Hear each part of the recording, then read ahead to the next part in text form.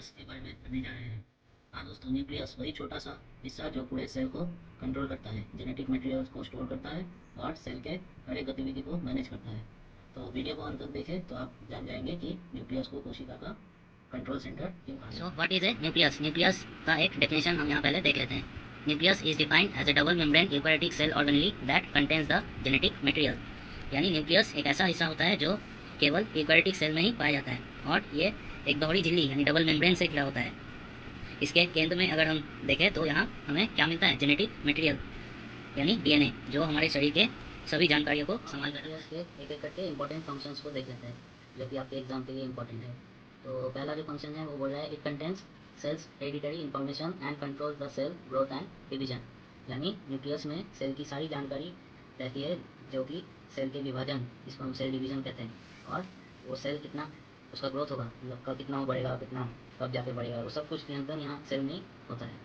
तो दूसरा जो फंक्शन है वो है it is the site for DNA replication and it is the first step in cell division so that every new cell gets it own set of instruction.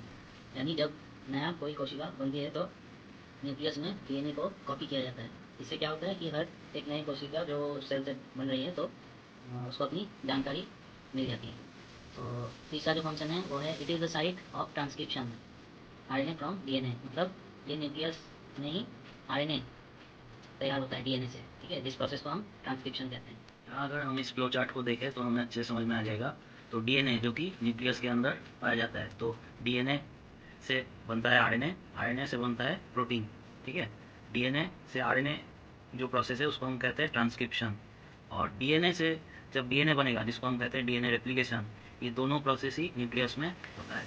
तो ऐसे आपको आसानी से याद रह जाएगा कि न्यूक्लियस में क्या क्या फंक्शन है आपके।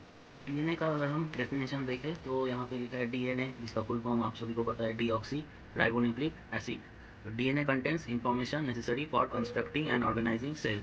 ये तो आप सभी को दिख ही रहा है इसका डेफिनेशन। तो इसमें फिर जीन कहाँ से आ गया, तो आपने पढ़ा होगा बुक में। तो जीन का अगर हम डेफिनेशन देखें तो each functional fragment of DNA is called gene. मतलब डीएनए का वो छोटा सा टुकड़ा जो किसी कैरेक्टर्स को डिटरमाइन करता है, जैसे कि आपका हाइट हो गया, स्किन कलर हो गया, तो वो छोटा सा हिस्सा ही वो ही हम क्या कहेंगे? जीन्स कहेंगे, ठीक है। इसका स्ट्रक्चर देखें तो ये लग रहा है कोई लैडर के जैसे दिख रहा है ना, तो समझ लीजिए कि एक लैडर है, उसको आपने घुमा दिया है पकड़ के।